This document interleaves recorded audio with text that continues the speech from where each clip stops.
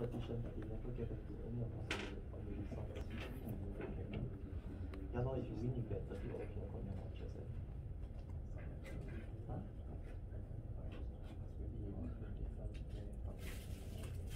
So, last month he won the first one.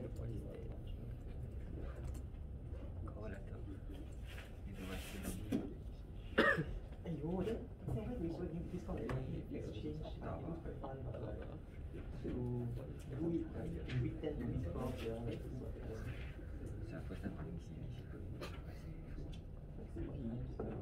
These things come out with very nice ones.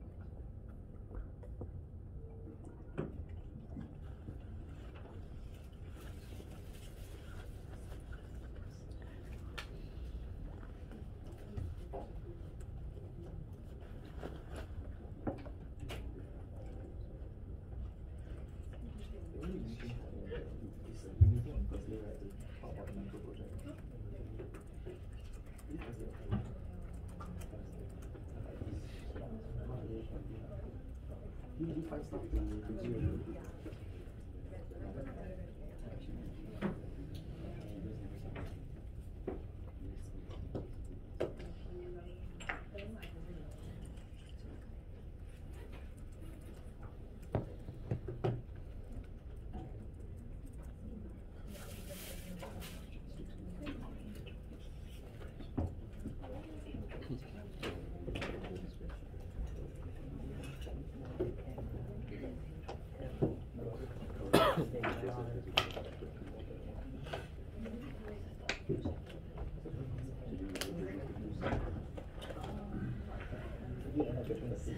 Sorry? You're not getting the food.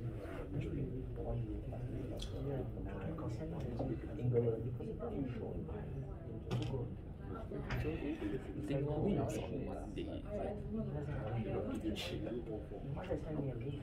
Yesterday? You say yesterday, right? Which is day 1. Yeah. Okay. I forgot to give you the mixer result. So it's okay, maybe on Thursday is better. End of the week, we are all tired, so you can look at the paper instead of listening to me. You have any question about last class? So we keep going. Where did we stop? We stopped at no, correct? oligopoly. So we need no.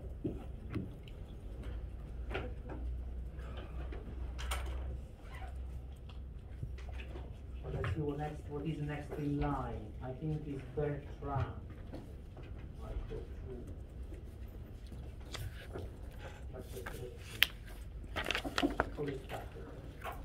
Bertrand.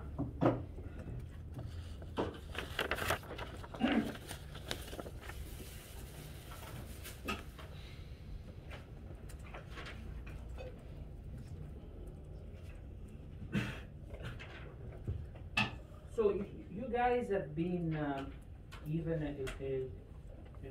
they have access to the Google Sheet.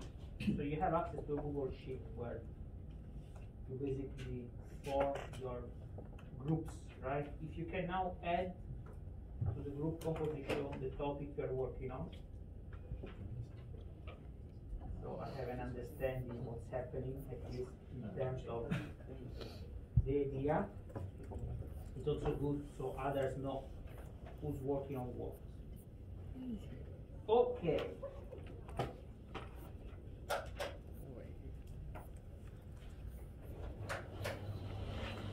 So Bertrand, what happens in a Bertrand scenario? Bertrand is the Shopee application. where the sellers post for sale X. And what they do? They quote the price. Are you close? Yes. How did you get in, Callisto? It wasn't locked. So there is a time lock. Or let me see. Don't sit down yet. We have to realize if it's your weakness. I think.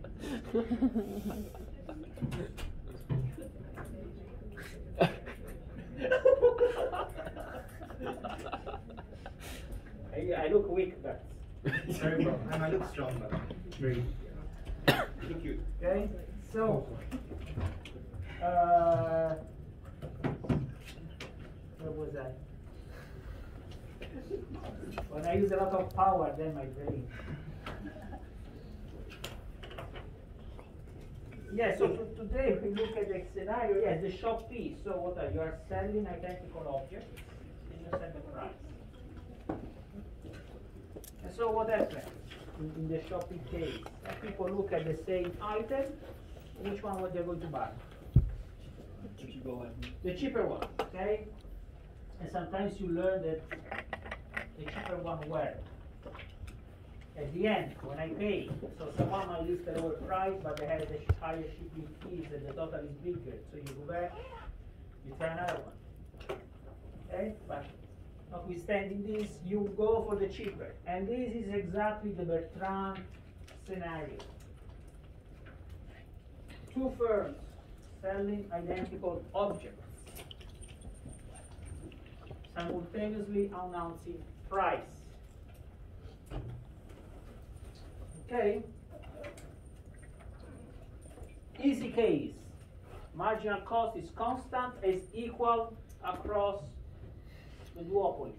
No fixed cost. What happens here? Buyers observe the price, the two prices. And as you said, they will buy for the one who sells cheaper. So the demand for either one is going to be either zero if I'm quoting a price bigger than you, or the units that the buyers want to buy at that price if I'm quoting a price lower than yours. Okay?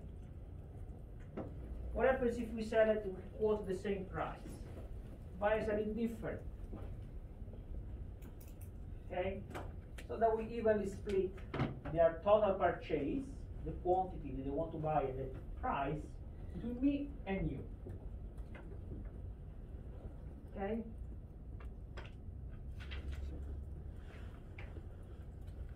This is another game. Why it's a game? Because my profits not only depend on the price I charge, but they also depend on the price you charge. What are the, so we have two players. The strategies are adding a negative real number because we are setting prices. And what are the payoffs? The profits. And we need to find a way to write the profits. After which we ask ourselves, what is the Nash equilibrium of the game? This is how I can write the profits. Okay, this is a generic firm I. If firm I charges a lower price than the opponent, firm I is the one selling everything, the entire demand quantity demanded at the price, PI. Okay, so this is total revenues minus total variable cost, because marginal cost was constant. If we sell at the same price, we are splitting the profits. If I charge a bigger price, I get 0.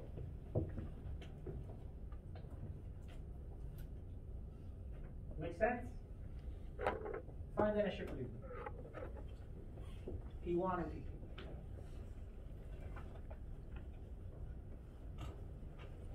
Without looking at the slides. Otherwise, even my daughter can do it. She's 11.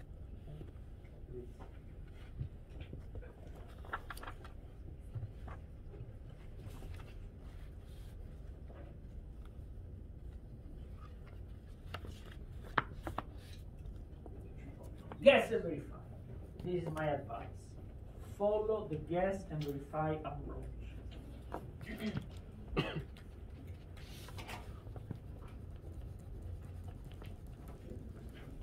The beauty of guess and verify is that you don't have to do too much thinking at the first guess. You throw into two numbers or whatever you write. Then you verify, and if you're lucky, you're there. If not, in the process of verifying, you might start to get a sense of how to make a new guess. Then you verify again. And in the process of verifying, you get an even better sense of how you make the guess. This is why it's very powerful. It's an algorithm. You can even write as a computer scientist. Now, if you don't do algorithms, you're an idiot in this world, right? That artificial intelligence is very intelligent. Good. Well, can I ask, like, what's the demand function for this? Q of P. The bigger the P, the smaller the Q.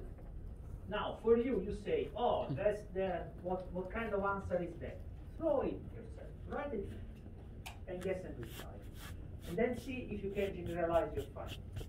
This is another way, it's the same way of the guess and verify. You are exploring completely new territory that is written to you in a very broad and general terms. Start, if you cannot solve the riddle at this level, go one level below. It's still part of the guess and verify. You can write an equation. You can put a number here. Okay? Guess and verify. And then ask yourself, my guess is, does it really matter the number I put here? Does it really matter the equation I use? Okay? Fine. That's perfectly legitimate way to learn, to discover.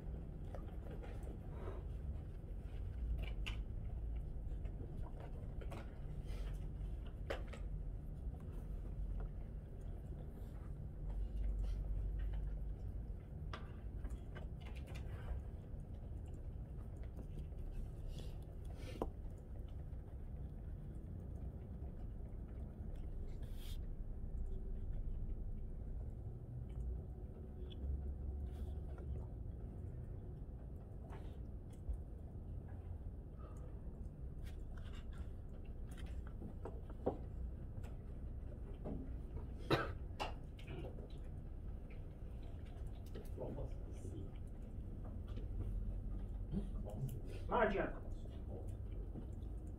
If you want to go back to the slides, you can. You cannot go forward, because forward has the answer. You can go back. Marginal cost is Bob, do you assume both the firms are the same, like the same MC? yes. Otherwise, I would have written CI. Oh. This is the easy case, I said. Easy case, constant marginal cost and equal marginal cost. Then suppose that the marginal cost also give it a number. So even for our case, we also have to give the marginal cost a number as well. No, as I said, you can answer the question with this data, but you can start by putting numbers if you want.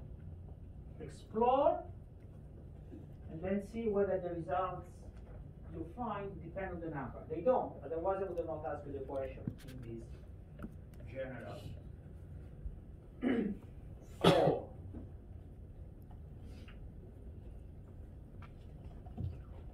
So you know what is the goal of the School of Economics in terms of pedagogy? No, you don't, right?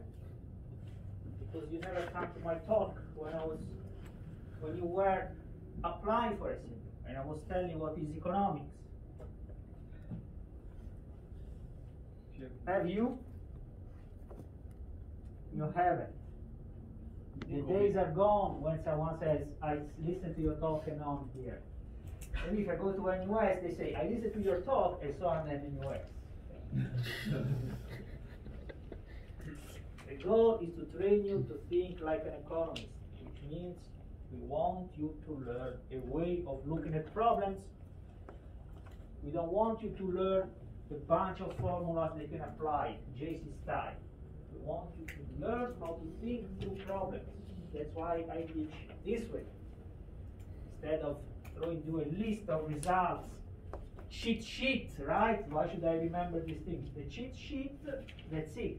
By the way, last week, advanced micro, a student comes, say, I'm crying. What happened? I did a job interview with the bank. I'm not going to reveal the name. And what happened? I flanked the interview. Why? Guess what?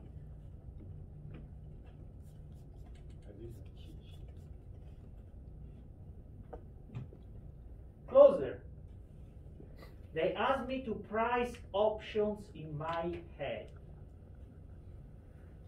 These are the numbers. What is the price of the option?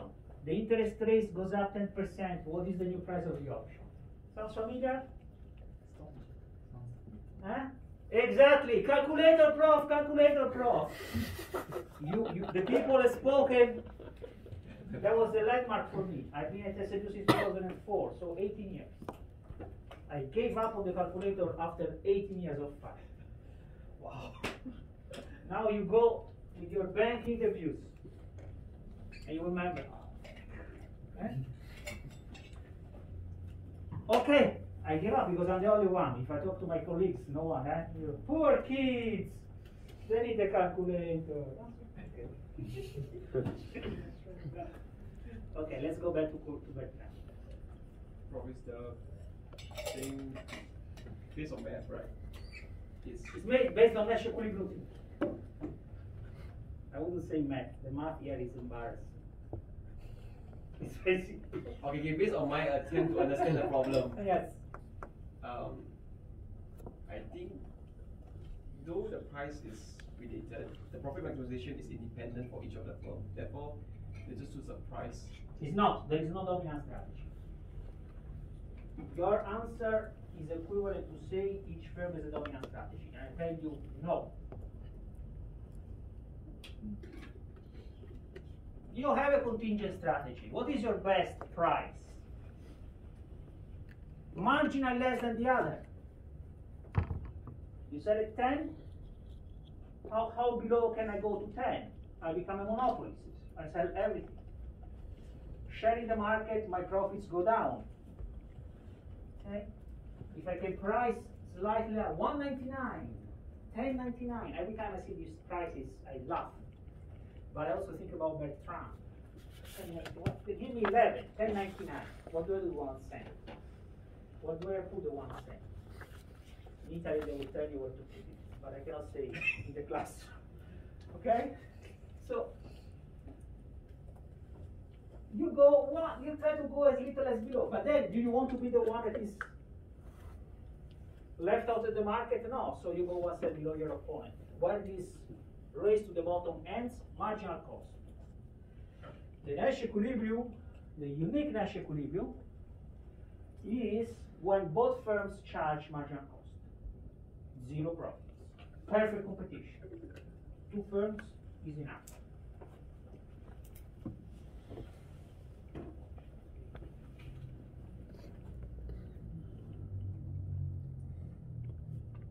Crazy, right?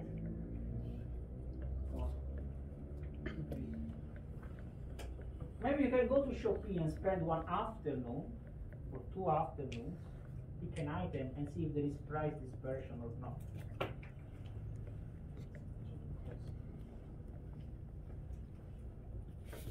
If you go to supermarkets, there is price dispersion. I can buy the same item at cold storage in one place of the island and have a different price than a cold storage. That's right. Okay, that entails a different kind of microeconomics, which is too advanced for MICRO2. Not too much. Maybe you do it in that organization.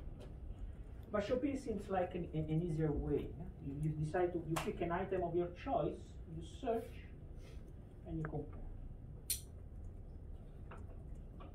Actually, even there's a mere reason why there is some price differential. What do you buy? Do you guys go on Shopee? Do you use Shopee as a purchase platform? No. No. Anybody uses it? Only one?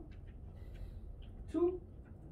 Yeah, I didn't say if you are selling cocaine, I'm just saying, oh, I should be embarrassed. Unless I don't know what you buy. Okay, anyway. So, good. So, what do you see price dispersion there? You do? Significantly? Margin very small. So how do you pick? If you have two sellers with almost the same price, how do you break the tie? Discounts, any like warranties for certain items, or like the reputation of the seller. I look at how many they sold. Right? The guy sold 0, the guy sold 60 to 100. Exactly. That would be a tie breaking. Okay.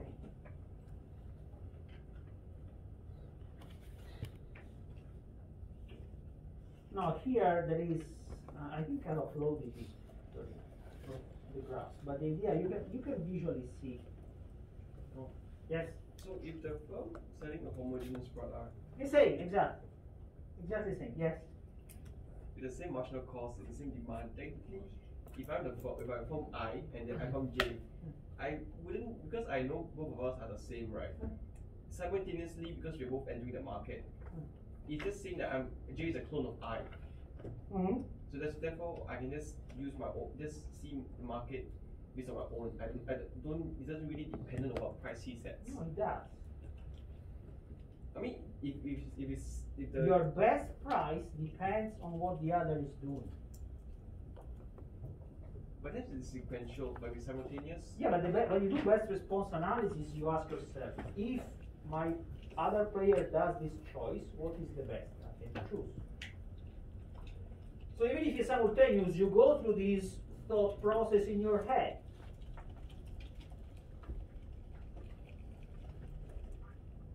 And that's Nash-equilibrium thinking. If their pricing, if the marginal cost is 5, if my other rival price is at 10, let's say let's think easy, and we can charge it by the cent. What is my best price? $9.99.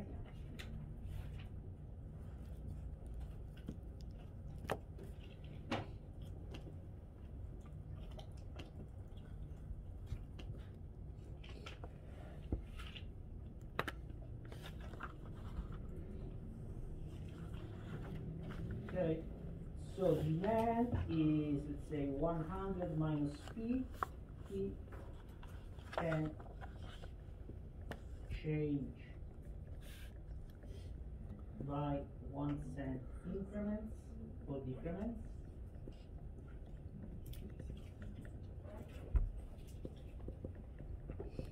And C is equal to 20. Okay, so question. I am firm 1. Question. If firm 2 sets P2 equals to 40, what is my best? P1. Okay. Profit for firm 1 are going to be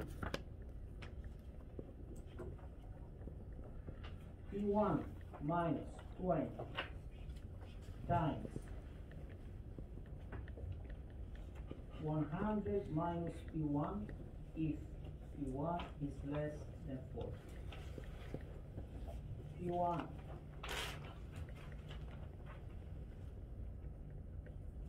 if P1 is 40, what you get? 20 times 60 divided by 2. You share the market. So how much is this? 600.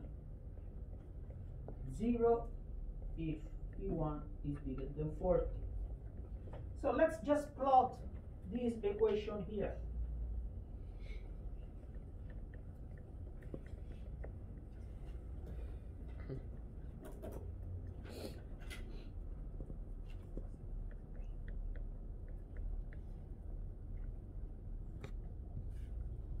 Okay, so we have 20,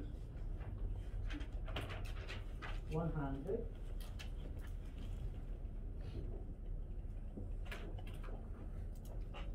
60. 60 will be the peak. These profits are maximized as 60. If it is 60, what you get? 40 times 40, 1006, or 106, 1006, 20. Okay, so the shape would be something like this. Let me see if it works. Doesn't work. Doesn't work. Come on, Notability. With all the $5 I gave you, how much I gave you? Oh.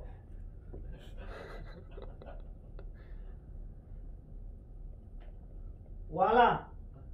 Voila. But now what's the no? Ooh.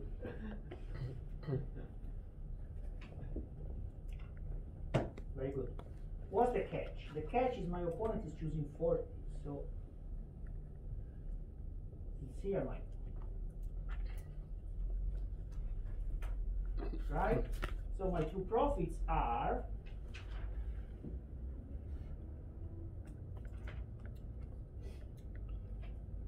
this is 1,002.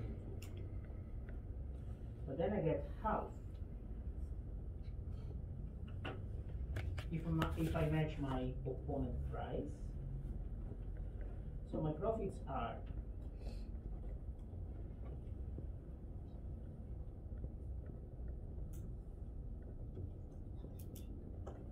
here, here, and here.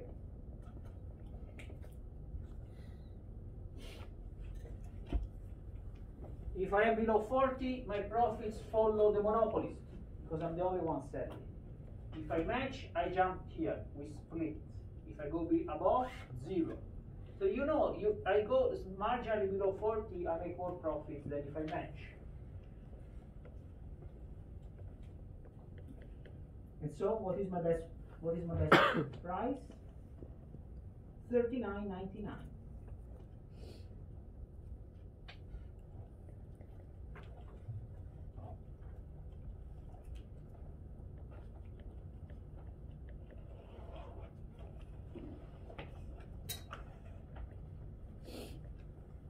For any P2 less or equal than 60, my best price is P2 minus 1 cent. You can generalize it.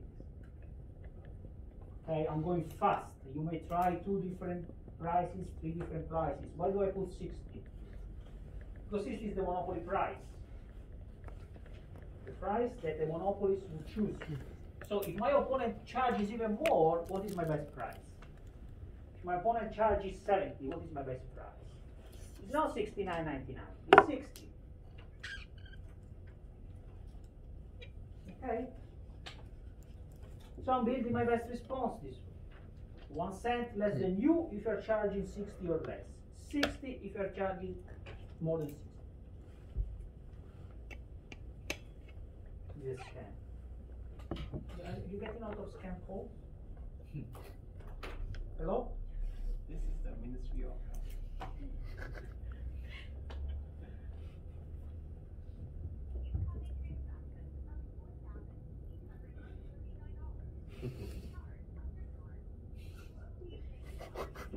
I don't have it, but let's believe I have it.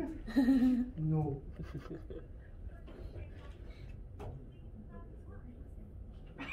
One. I don't hang out because the more if they're busy with me, they cannot scam somebody else. Okay, so I didn't realize that.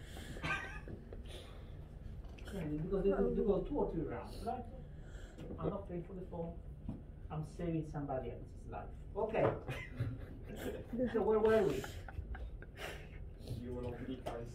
Okay, so your best response is charge 1 cent below your opponent if your opponent is charging 60, which is the monopoly price, or less. Otherwise, you charge 90. So what are the mutual best responses? Marginal cost. Actually, since I'm using 1 cent, increments, we might have a different Nash equilibrium.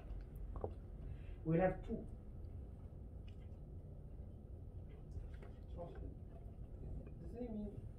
Does it mean the win-win for best win-win, right? Is like for both of them. Collude. Yes, to Yes. capture monopoly price. Yeah. Yet, yes, let's collude, right? 60-60, then 59-99. No, but then it's it goes back to Kronos Yes. equilibrium. Remember? Yes. If you don't collude, the long-term time frame. The same logic applies. Correct. So in any case, let's just collude. No. If my guy stay on the job, I make a good profit for my company by pretending we collude and I charge $59.99. We sell everything, you sell nothing. I get a fat bonus. I leave the company, everybody's happy. If I'm Japanese, my last day of the company is when I die. And you're Japanese, your last day in the company is when you die. Then, like the article I showed you, right? We have the institution is such that we can think long term for the institution because I'm there as long as I'm alive. You're there as long as you're alive. So I got a question to understand that. Or if it's a family-run business, you look what you're doing. You want to keep it for your kids, so you may have a longer-term horizon that if you're just one CEO higher, so that you could do well for the shareholders on a year-to-year basis. Well, then my next question: how do we incorporate this factor of time into the model? Because It's a called repeated game, and you can do it maybe if you take games. I don't know if you teach repeated games. You shouldn't be following this. That's how you This is the profit. but then This is the that profit. question leads to say that Because this is But I feel like assuming that this is the just curve itself one is game, profit point. technically the concept of Like- multi-plant or like cartels we learned Your earlier y-axis is your profit. should not exist. At whichever price you charge, So which is the x. if this is a collusion between two companies or the multi-plants, right? It's just your normal y By against this x. model, it should No, not no, exist no. because they would just try to undercut one another. In MR, this simple scenario, yes. If you look at the repeating game, no. So OPEC, isn't it an association of countries that produce oil? All Are they cartels? They discuss, they negotiate the price of the oil. So they probably have a repeated game in each scenario in mind, right? Can we also say that in the real world, the reason why there's like collusions is because there are other benefits other than straight up as profits. I don't know, what are the other? Like, so let's just say you're like colluding with another company, right? So maybe you get more access to information about the market itself because you're talking to. Yeah, but well, why do you want these things? So then you can increase your profits. Exactly, right? So at the end of the day, you do it for the how do you say, the dollar.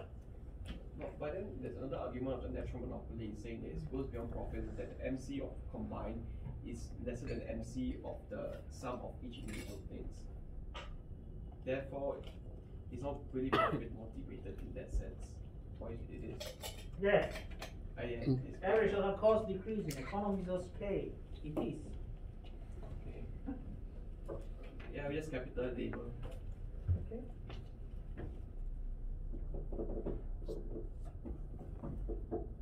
So here, the issue is that what matters is the profit today, and that's it.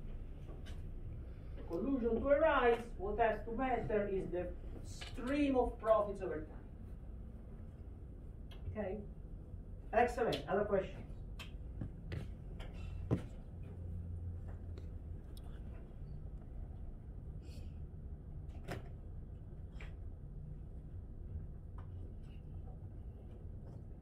What does not motivate, assuming a time frame of repeated games, right?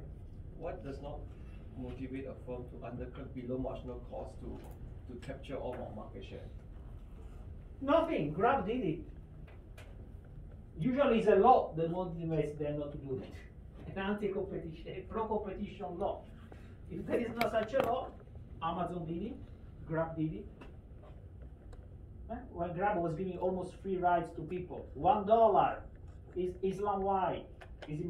Do you think his marginal cost is covered? No. You don't need to look at the data. You know it's not true. Yeah. Sorry. What's the y-axis? Someone is driving you there, Price. so that's the marginal cost. Time and gasoline, at the very least. More than $1. Thank you. Amazon selling books below the cost of the books. You go to the bookstore and they are much more expensive. They did it. Bookstores closed in the US. Very few survivors. You cannot if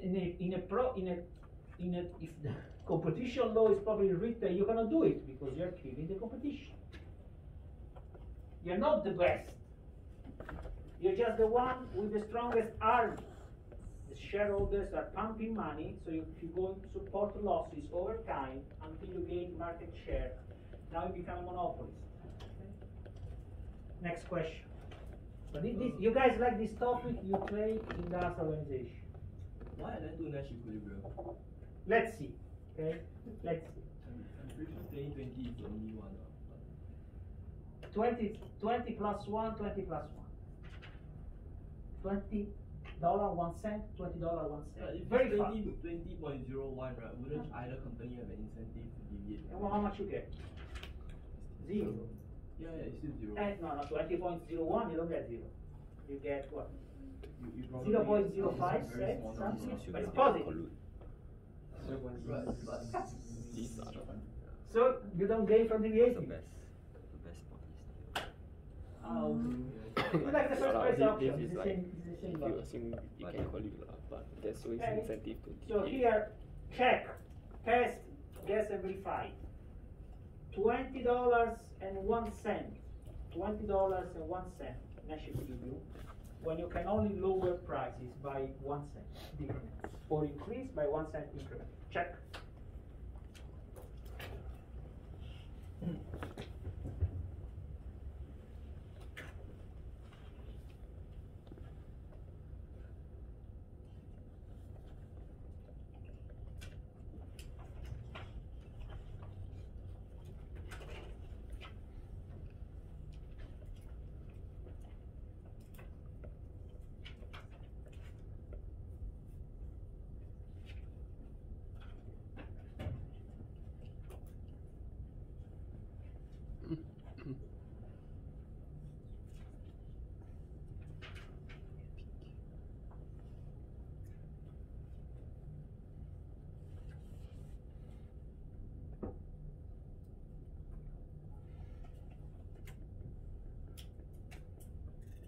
Profit repeat a 1 cent proportion.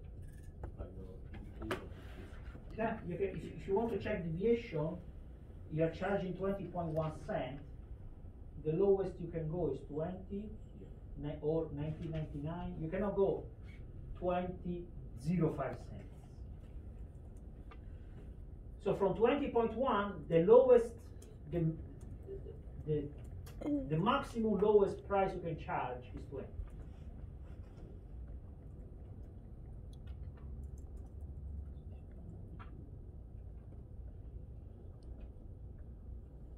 why not 0.01?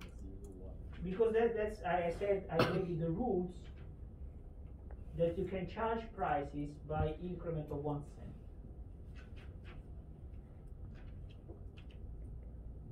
So this makes this scenario one step closer to the real world, right? The prices you see, let's forget about the banks that might charge you for their accounting purposes, something different. But if you go to a shop, prices change by 1 cent. You have 19.99 or 20. You don't have 19.99.5. Right? You can only pay by cents. The lowest coin you have is a cent. So I say, let's use this hypothesis. Let's make this scenario match how we pay out there. So you're saying that there's two Nash equilibrium at 20 and 20 Marginal cost, or marginal cost plus 1 cent, marginal cost plus 1 cent.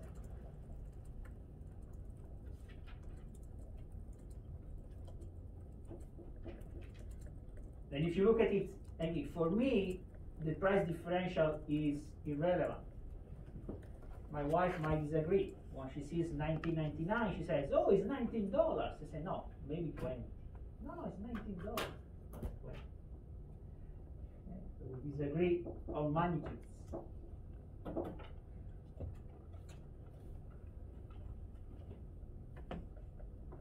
You look shocked. In that organization, if you enjoy these topics, I/O. There is also an empirical I/O, which if you want to do I/O, I strongly recommend to do the empirical I/O as well, because this is going to give you jobs, crazy jobs. There is Amazon Singapore they hire, they need people with these skills. I'm sure Google will need people with these skills, because these companies worry about pricing decisions, and they have data that they can use to make the best pricing decision. And when you find a person who knows about pricing decision and how to handle data, an economist who has done empirical studies, for example, empirical I/O. If I go back in life, I do that. So I will be working at Amazon or Google, earning 3 times what I earn, having better healthcare for sure. Yeah. You know, Goldman Sachs even pay if you want to change sex. It's part of the package. Yeah. I guess it must be expensive. I don't know. Turn a man into a woman, vice versa, must be expensive. Goldman apparently has it in their health package. I don't have dental, so it's a difference.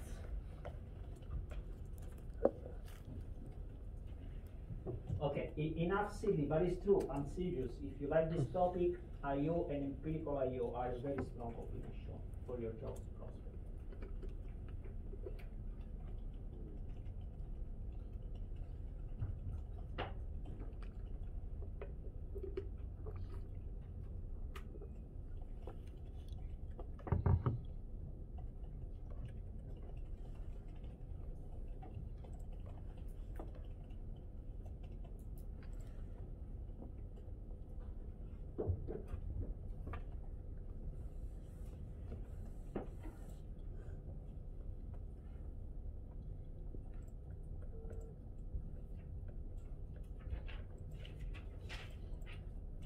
Actually, I haven't finished doing the best response. What if the other charge is less than 20?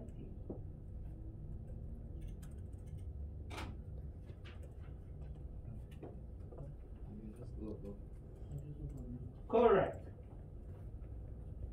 Anything, because if you go if you match the price, or you go even lower, you're earning a loss. Okay, so to complete the analysis, we have to put this. So this is between 60 and 20 plus 1. And so now if instead the other charge is 20, so I have covered all the cases.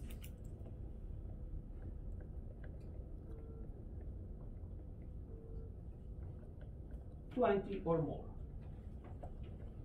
Okay.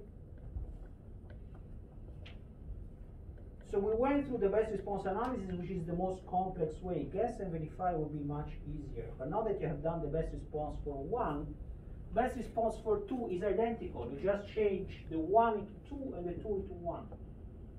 And now you see that the mutual best response, there are 2.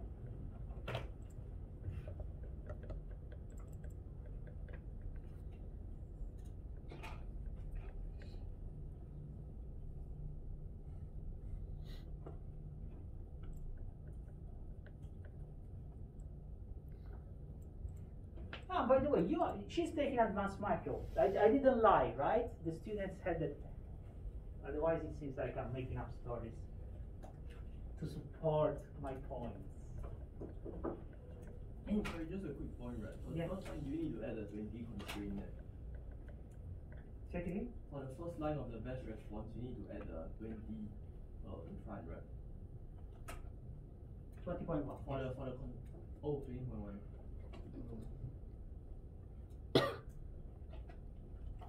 Because I'm going 1 cent below.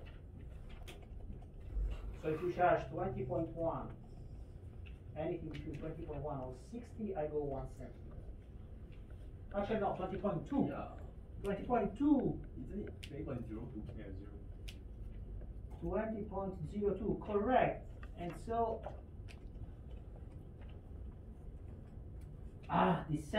the cents.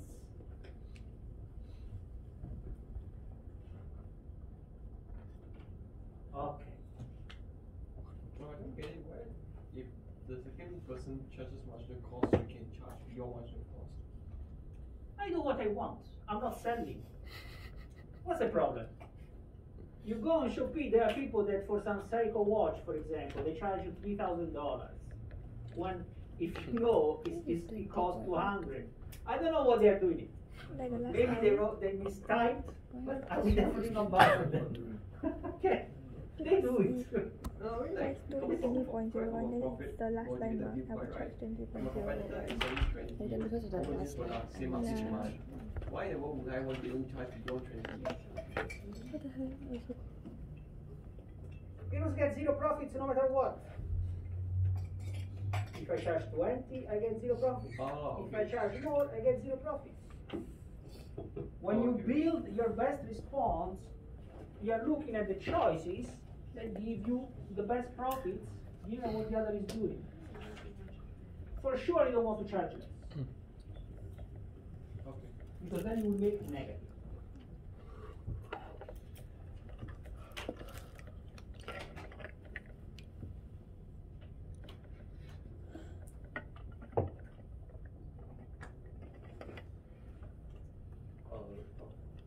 So it's okay to go and charge 20.01 in like two different scenarios, is it? Like we can have like there can be two conditions to charge at 20.01. What do you mean? Say it again. Because like on the if P2 is 20.02 in the first condition, in the first case, right, then the top one will be 20.01, but the bottom is also 20.01, so it can be repeated. I cannot follow you. Maybe try to say slower.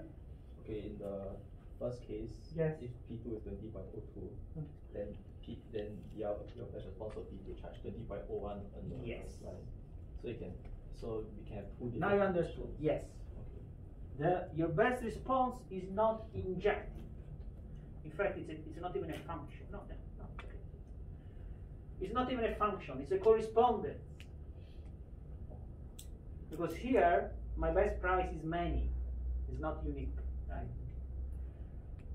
A function is when you take an element of one set and you associate only one element of the other set. Here is not true. In fact, if you do some game theory, I don't know, maybe beyond what is taught here, this is called best response correspondence. Not necessarily function. Correspondence is another rule that associates element of one set to elements of the other set. So here I have 1p, element of that set, my opponent price, a lot of prices. Your concern is, does it have to be injective? No.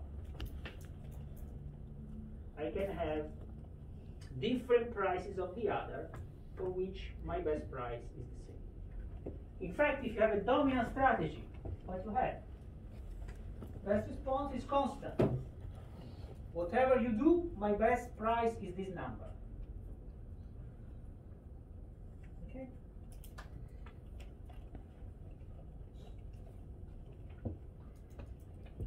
Wow. We learned anything. We need to learn about Bertrand. Okay? Other questions? If you feel adventurous, you can try to see what happens if marginal costs are increasing instead of constant. More difficult from a technical point of view is if we have constant marginal cost but different, because then you need to learn about mixed strategies, okay? Which is something you do in game theory, you don't do it here. So you can get a similar result if the marginal cost is increasing. instead of constant. If you feel adventurous, okay? Good. Next model, stackable.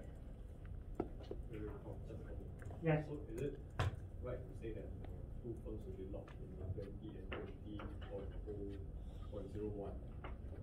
So if like one firm is at 20.01, the other firm will go to 20, and then the firm that initially. These are two Nash equilibrium. If you are in either one, no one can gain from the data.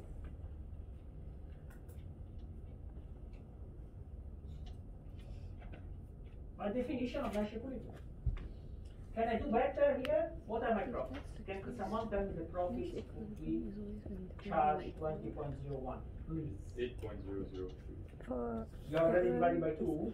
Yeah, divided by 2. 8 point? That equilibrium is when like I round up. like Let's say 8 the something. one 8. $20. If I charge more, then my you charge profits 20 are 0. I sell then nothing. to If I charge 20, my profits are 0 because I sell best nothing response cost. to Can I charge get from the 20 then VAT? like No. Nash equilibrium. the player one So that wouldn't yeah, naturally then both both of them have the firms incentive to gravitate deviate. towards If choosing no, 20 then over it's 0? not Possible. equilibrium. Possible. Okay? Unless one is a stickler and they choose 20 and No, 40. possible. That is the only way I have to make sense of 199, 1299. What kind of price is that? Although it should be, let's suggest that your marginal cost is 1988, 98, I don't know, right? So, but it's possible.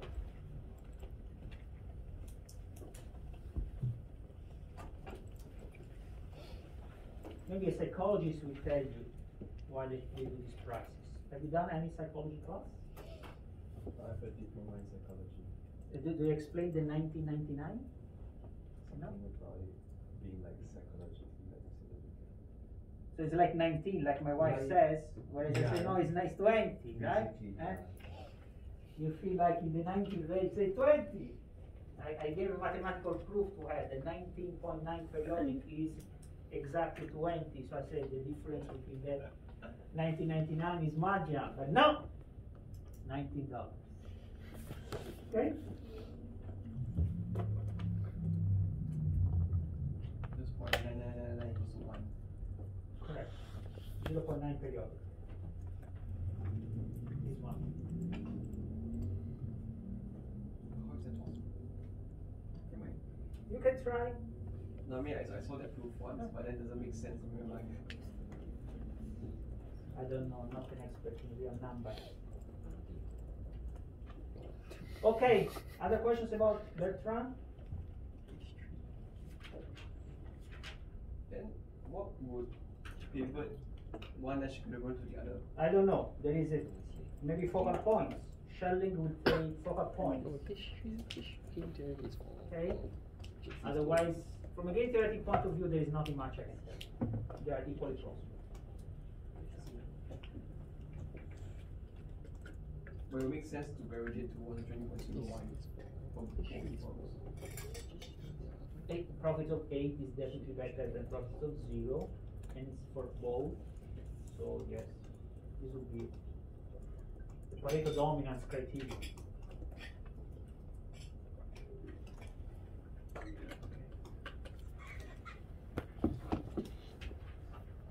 Bottom line is 2 firms is enough to get perfect competition. Your price and marginal cost or 1 cent above. So, but Cournot, you need very large, many firms, right? N goes to infinity, price converges to marginal cost. Bertrand, 2. 2 is enough. In the Stackelberg duopoly, what happens? It's like Cournot.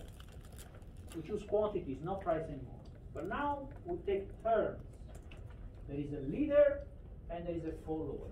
The leader makes the first move, produces certain output, the follower observes, after which the follower, now the follower has a residual demand. Because that quantity is already there, so how much I produce we add and the price will be determined accordingly. So the follower is really maximizing his profits over a residual demand. Once you subtract, from your demand how much the leader has chosen to produce.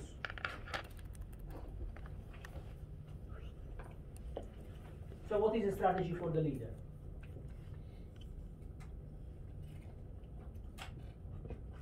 Sequentially choosing each one. And the leader is the one who moves first. What is the strategy for the leader?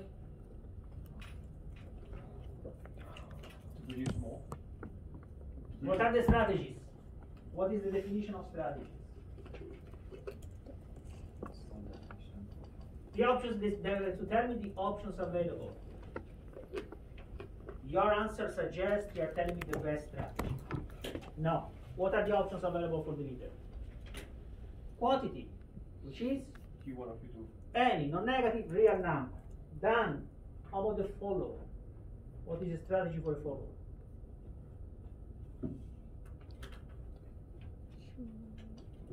The follower sees and chooses. How is it different? Would you try to choose a Q2 that is greater than or equal to Q1? No, that's not the description of the strategies. You are trying to tell me the best strategy. Okay? Strategy. How do you describe in general? A rule that maps the choice of the leader into a production and a choose. Negative real number. So for any Q1, how much I produce? Q2. And any Q2 that maximize profits. No, again. That's the best strategy. Q2. And Q2, yes.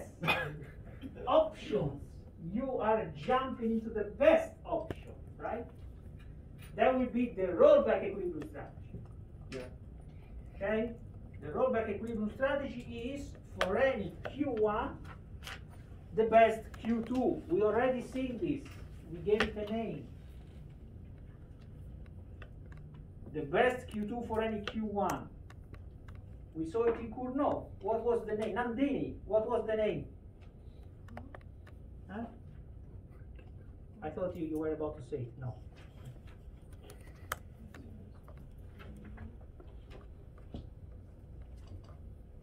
Ashmita.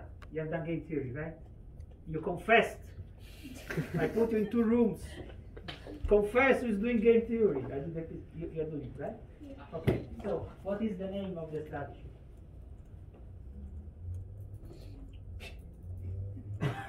John. Okay, John. Best response or reaction function. When we compute the rollback equilibrium of the Stackelberg game, the follower best strategy is the best response function.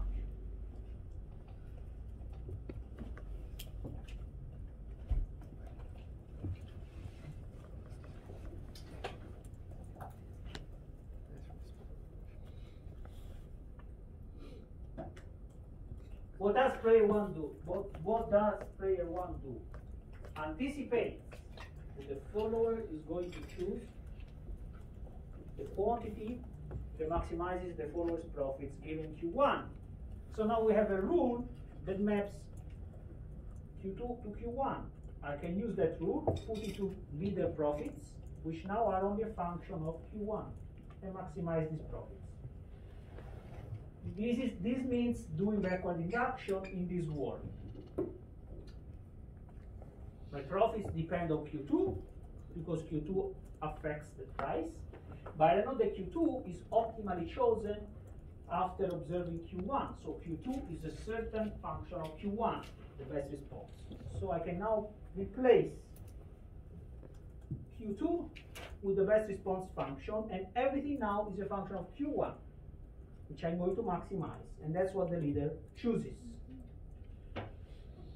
Okay, so when you write down the rollback equilibrium, you will have a number for the leader and a function for the follower. Which function? The function is asked us to create. Which function? What's the name of the function? Jordan, do not whisper the answer. There is a microphone, there are the speaker, and I can see your lips because you don't have to wear the mask. The function is So,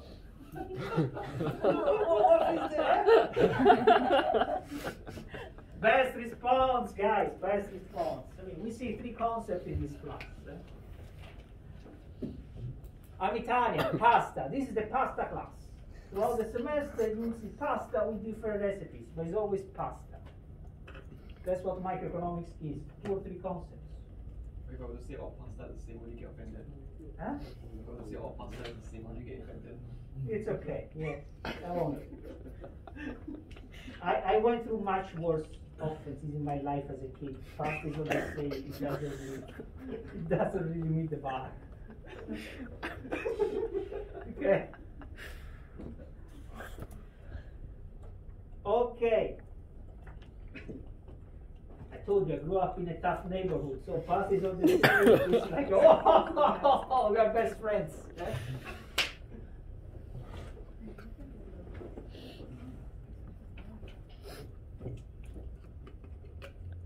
Good. So let's do it. Let's do something with some numbers. So maybe it cuts, it clicks.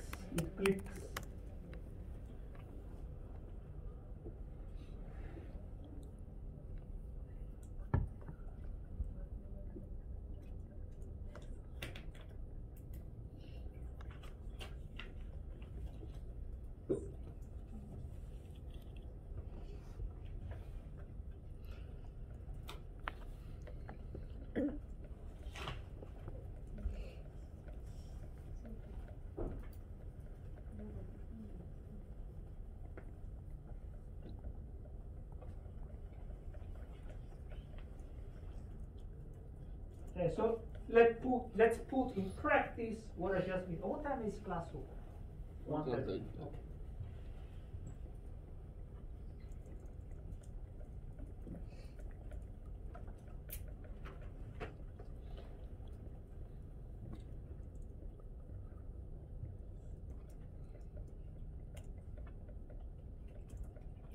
So what are the profits for firm 2? 100 minus Q1 minus Q2 minus 10, which is P minus MC, times Q2.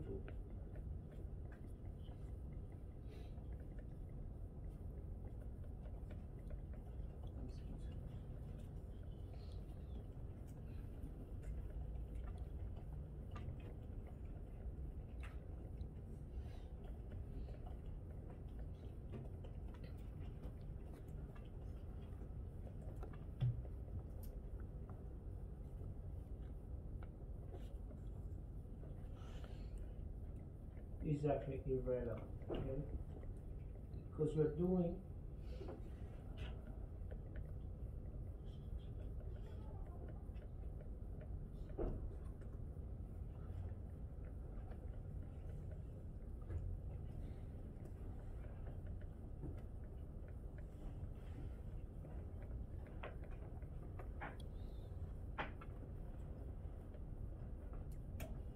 okay, so what you have 100 minus Q1 minus 10 minus 2 Q2 equals 0.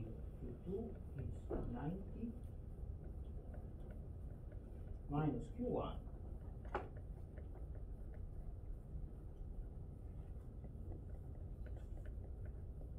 divided by 2. Did I do the math right?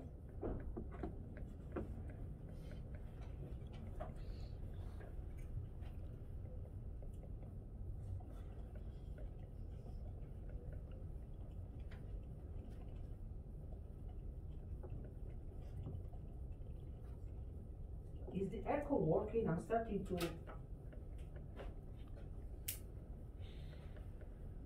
feel some heat.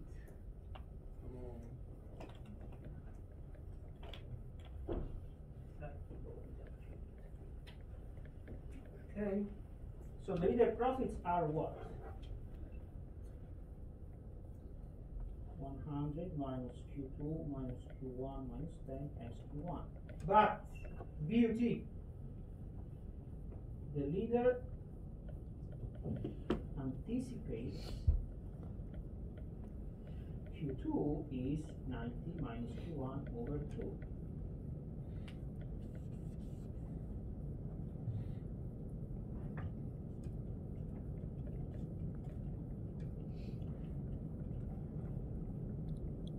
That's why we do background induction. So the profits in reality are 90 minus Q1 over 2 minus Q1 times Q1. That is 1/2 90 minus Q1 times Q1. They are half the monopolist profits.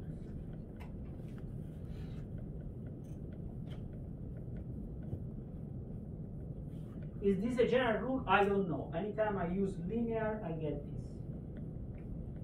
Maybe it is, maybe it is not.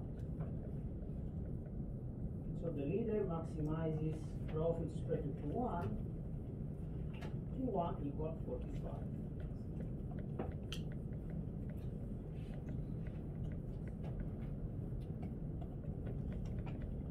So the rollback equilibrium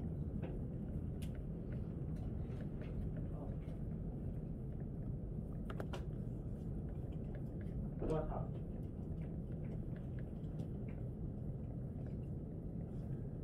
No, I was reading out loud. aka the Stackenberg equilibrium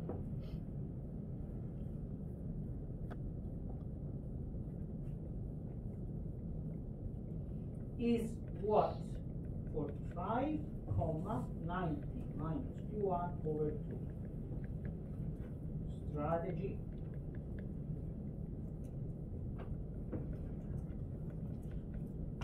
for F1, strategy for F2. And I write it down, I say it now on the record, that in the final you won't write this. You will write 45 divided by 2. A significant share of people will do that mistake.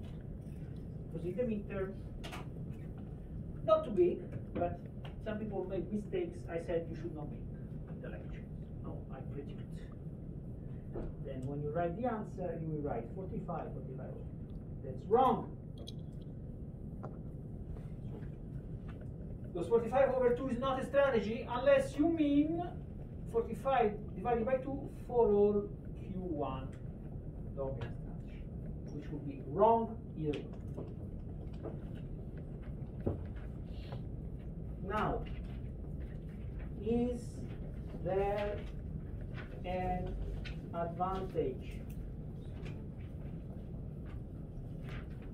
from being the leader? Yes, there is.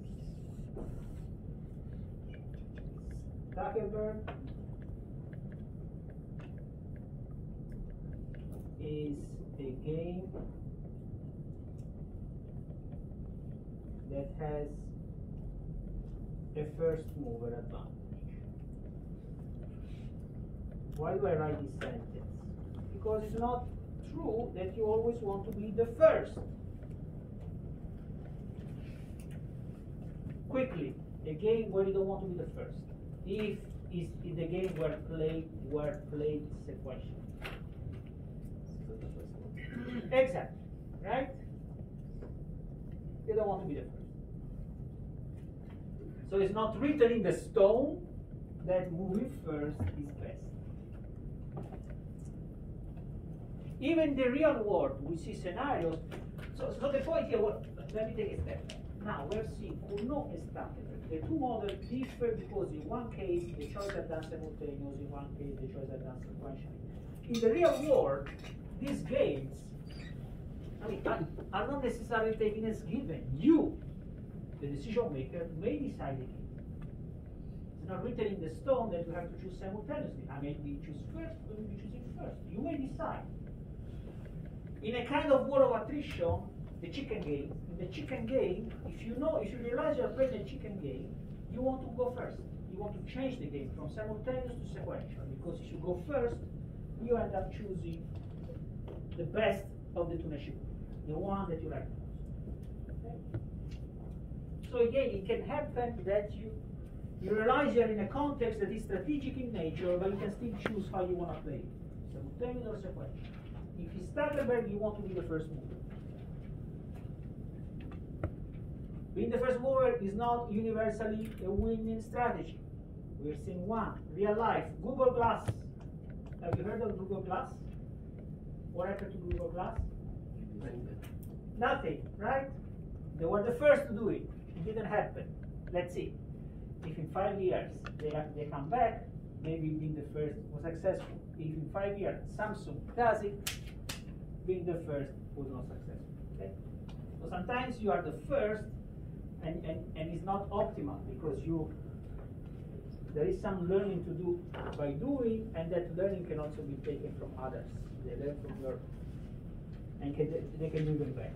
Okay, so do not get into the mood that being the first is always best, because it's not. Okay, here, why do we have a first mover advantage? Well, we just need to compare profits. Okay? If Cournot, the profits would be the same, how much would be the first? So the Nash equilibrium would be what? 30-30, correct? Did I do the math in my head? I should go in the bank. Is the math in my head correctly? No, okay, doesn't go in the bank. It is 90. So you have 90 minus Q1 minus Q2 times Q1. Best response, 90 minus Q1 minus Q2. Q1 equal Q2, 3. 90 divided by 3, 30. 30. Wow. So the profit is 900. Is it 900? Let's redo it in the head. 30. I have 90 minus 60, 30 times 30, 900. Yes, correct. Okay, Stackelberg. So the rollback equilibrium we said was 45, 90 minus Q1 over Q2. So the total output is 45 plus 45 divided by 2. And therefore the price is 100 minus 135 divided by 2, which is what? 65 divided by 2. 65 divided by 2. 32. Is it 65 divided by 2? Good. So profits for the leader will be 45 times 90 minus 65 divided by 2. And profits for the follower would be 45 over 2 times this. So what should be half of those profits? So this gives what? 180 minus 65 is 115. 115 times 45, I don't know. Now you tell me.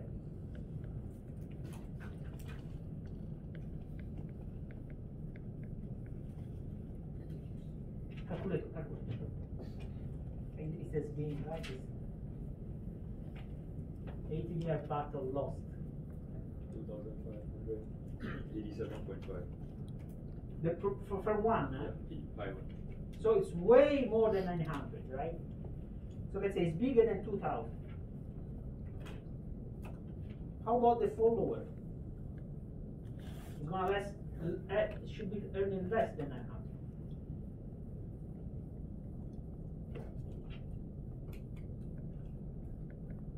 Is it? No? So we did some calculation wrong because we are producing more than the sum of the profits. How much is it? Oh, it's half of the one above. So it's 1,000 something, right? 1,200. It doesn't work. Let me check. I don't believe the result.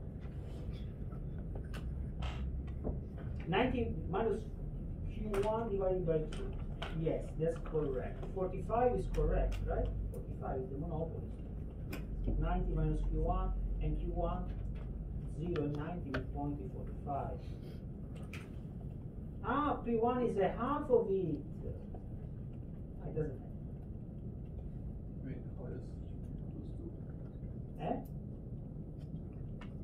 It's okay. So let's see. P1 will be. Let's use the formula.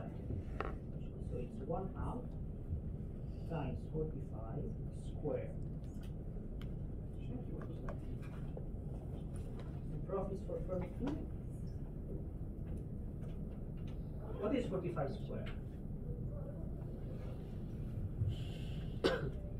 45, 32 times 32, right? It was the reality we showed. So maybe 45 times 45 could be asked. 45 times 45. 40 plus 5 squared. 2006 plus 25 plus 400. 2025. Is that correct? Yes. 2025 divided by 2. 2025 over 2. So it's 1, 0, 1, 2.5. Is it what you said before? But still, half of it is more than 100. No, it's not more than 100. 1, 0, 1, 2, 5. So pi 2 is 45 divided by 2 times 90 minus 45 minus 45 divided by 2. And so this is what? 90 minus 45 is 45. 45 minus 45 divided by 2 is what? 45 divided by 2. So it's 45 squared divided by 4.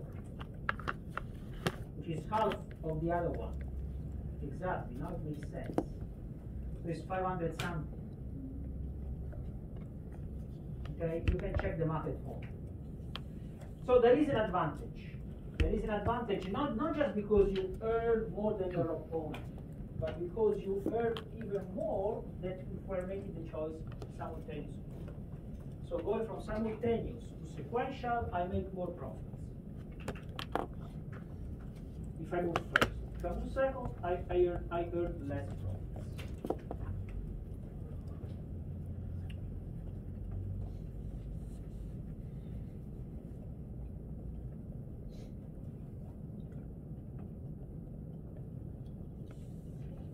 As I said, these graphs have been rejected by my former students, so if you want to learn them, I can answer your question if you have, otherwise they won't be tested.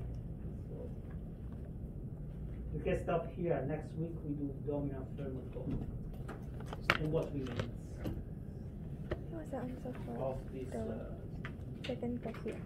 market 45 times 45. questions? Okay. Shall we do another question? 45 squared. Shall we practice in the next 12 minutes?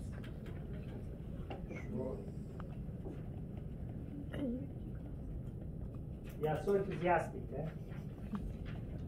So you're more worried about failing. So what's your practice now? You're worried about what? Failing. The fear of failing is unfortunately bigger than the enthusiasm of learning. But there's enthusiasm of learning still. What happened here? Do you know what happened here? I'm being honest. No, you cannot see. What happened No here? one's agreeing, the same disagree. It's okay, you can listen to that. Kiasu. Huh?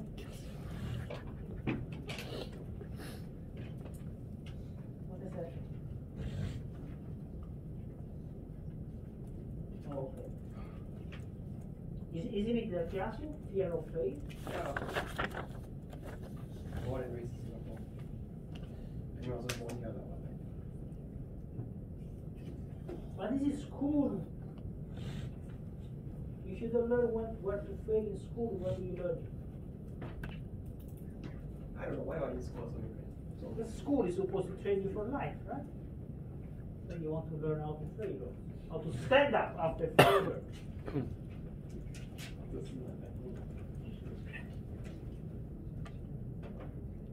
Have you ever heard of the what is it called?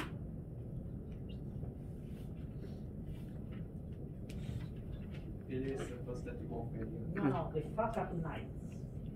Something like that. What? No? Sorry?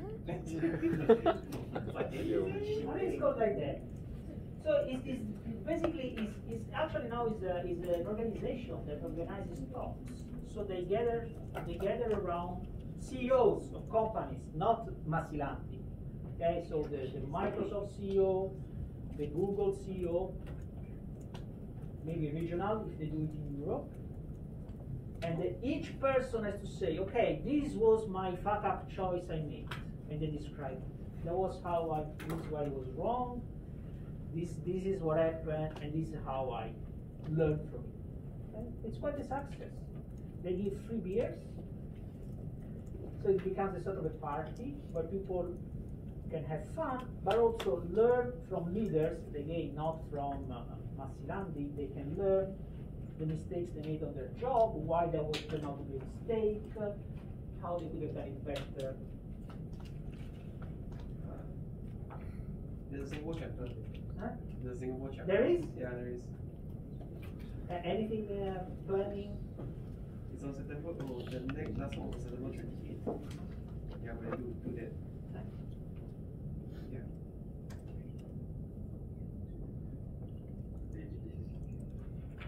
So you want to feel better for yourself in this model. It's not you feel better. You learn from mistakes. That's how you. Otherwise, what's the point? That's how you learn.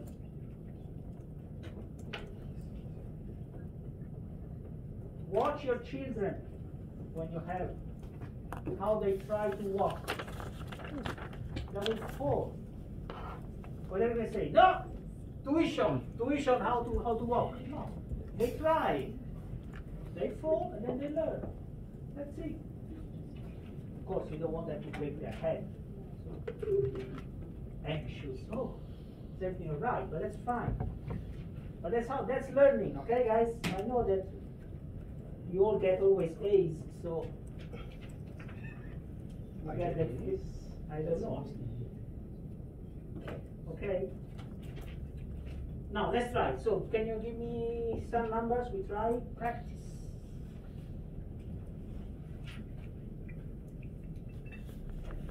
Practice question. We do Uno. We do Bertrand. And we do Stackelberg. That's quite ambitious for 9 minutes. Or we're gonna make it.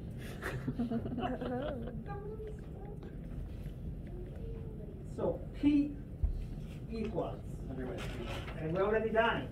It's J. 69 minus 69 minus 2, but 69 cannot be divided by 2 and not even by 3. 68. 68 minus 2. Okay. Huh? It's okay. Let's continue. Guys, since you are into this, how we call it? Pop culture. Goliardic mood, I say 4Q. Okay? Okay. Good. No, it wasn't appreciated. Okay,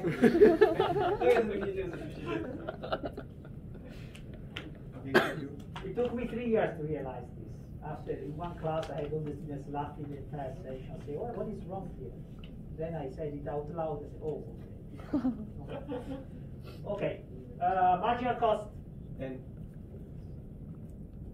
Marginal cost is 10. 1.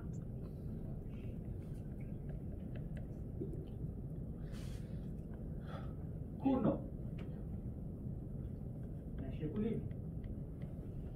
Right, so what is the best response for firm 1? Solution to maximize with respect to Q1 profits of firm 1, which are 68 minus 2Q1 minus 2Q2 minus 10 times Q1.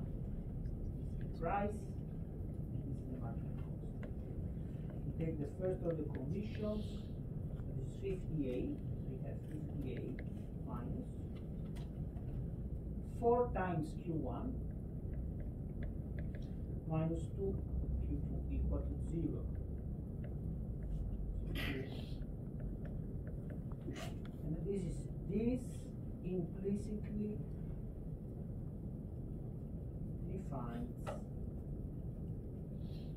BR1. I don't want to write it explicitly because I have to solve a system later.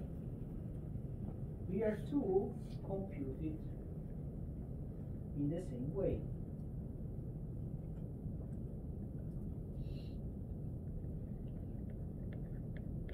And since profits for firm 2 are 68 minus 2 times Q1 minus 2 times Q2 minus 10 times Q2, the first order condition are 58 minus 2 times Q1 minus 4 times Q1 Q2 equals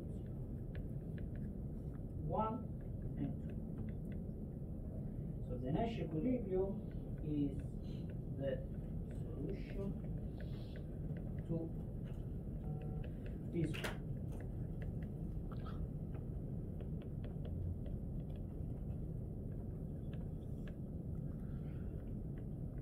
Now 58 is divisible by 2, so you have 2Q1 plus Q2 equal 29. 29 is not divisible by 3, so you're going to get a bad number.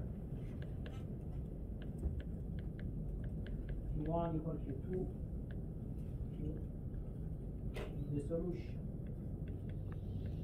So it's 3Q equals 29, Q1 equal Q2 equal 29 over 35. This is the solution. Let's do Stackelberg. Huh? I told you, yeah. Once you understand what you're doing, this is very fast. Stackelberg.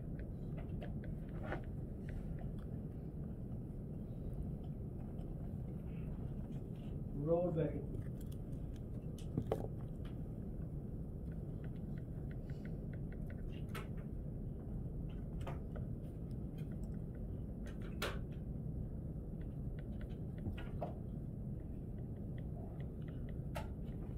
Allora, P2 strategy is BR2 performing backward induction.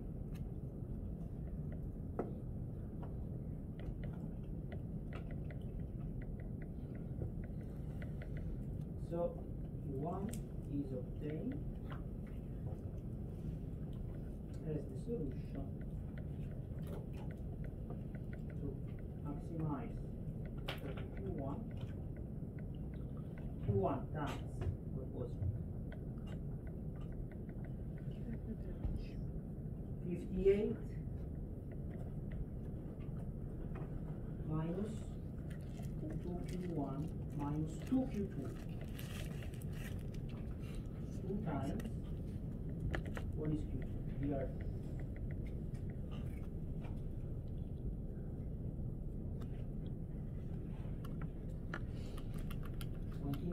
Minus Q1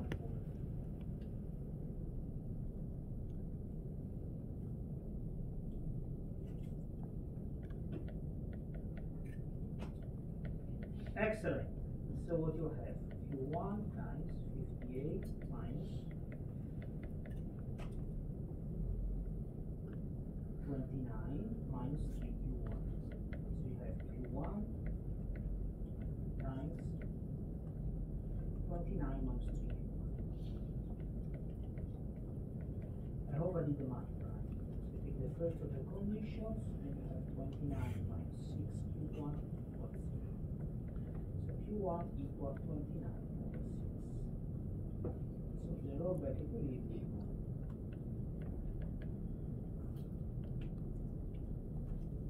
is 29 over 6, comma, 29 minus Q1 over 2.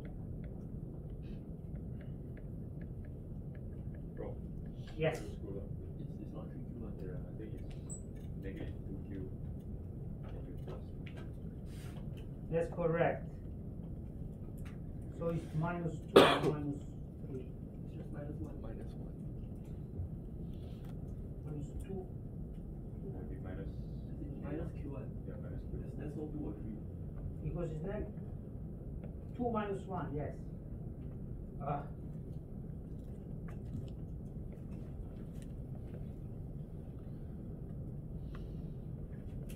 you want.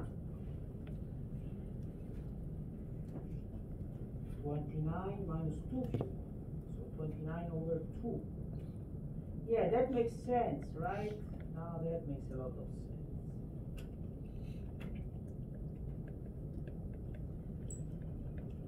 Bertrand. That should be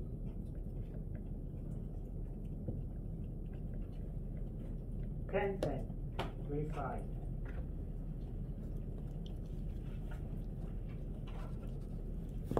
With the same price, firms share the market.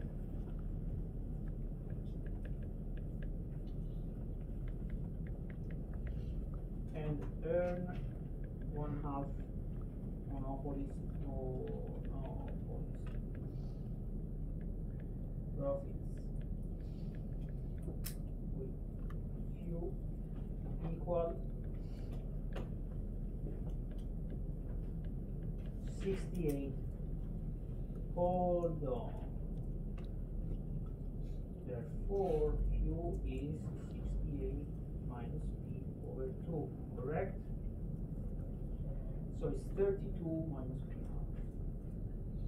No, 34. But profits are P minus 10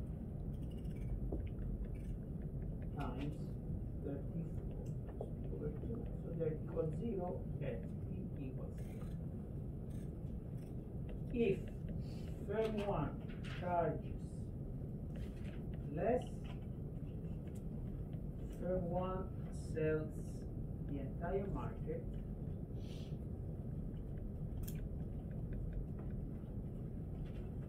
but below marginal cost. So profits will be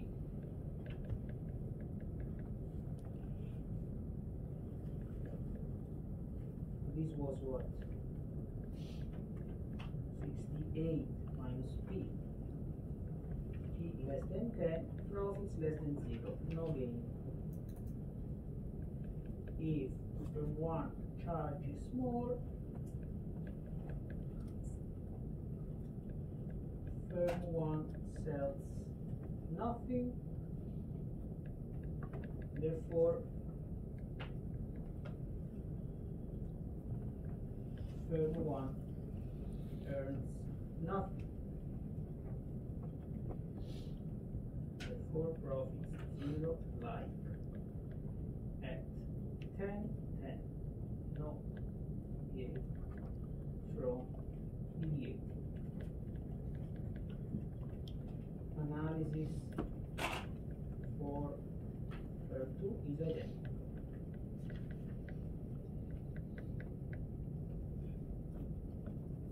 Because the two firms are identical.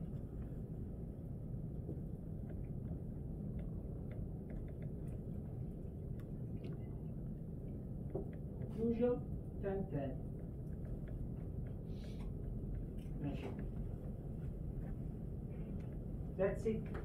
Sure. Do we need to prove that there's no other? Pardon me? You press it and then it's an NE, right? You verify it. But that doesn't mean it's the only NE. Correct. We need to prove that part. Because there might be multiple, then she's really good. Good. So, unique.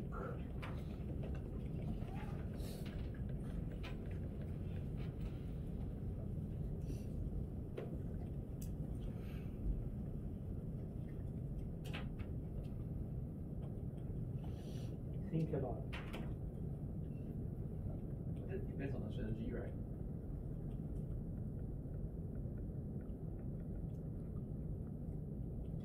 Yes, everything is game dependent. That's why you cannot memorize 75 different results. You are better off learning them. How would you show? So we started the way of guess and verify, so we can continue that way instead of doing mutual best response analysis. If you do best response analysis, you get it. There is only unique. Okay. although it's difficult to do it here because we don't have the 1 cent increments. So the best response is not properly defined. This is a game where the best response is discontinuous. Not the best response. The best response is not properly defined because the payoffs are discontinuous. They have jumps. So the guess can verify how do you do it? If you want to spend 2 minutes, or you have to go. You have to go, right? You can do it, sorry. Whoever has to go, go.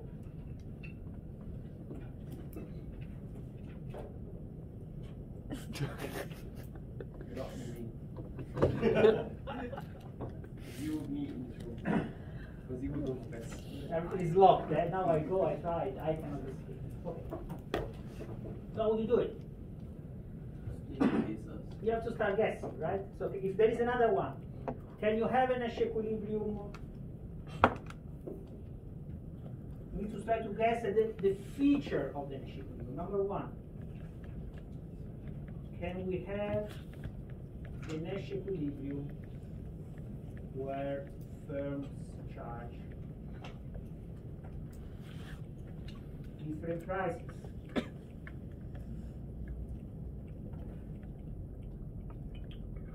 Now, show it.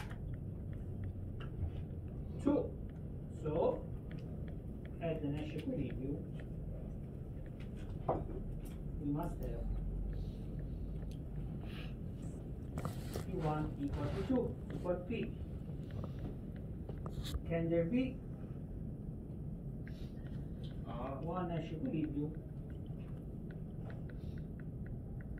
where P is bigger than 20? No. Show it.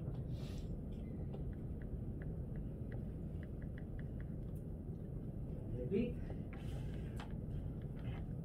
one Nash equilibrium where P is less than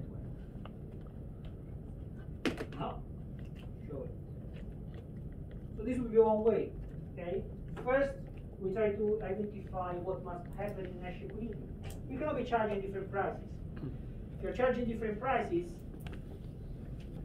okay, someone is selling to everybody. If this person that is selling to everybody is making negative profits, this person is better off, charge a higher price than the opponent. If this person is making positive profits, the other one is better off, charge marginally less. And now you make all the profits.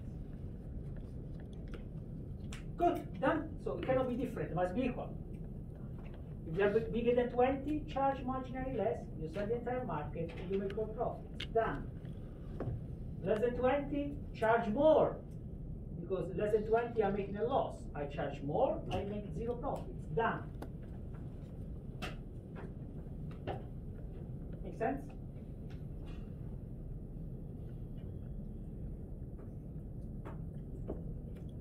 Okay.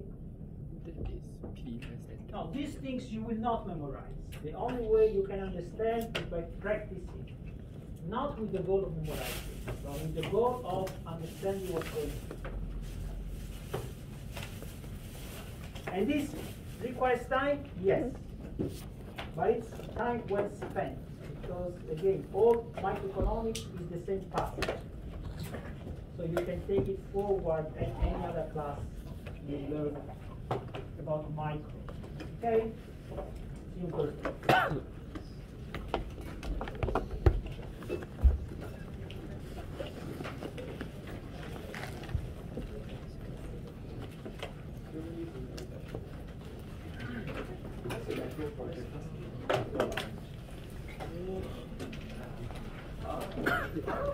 Really?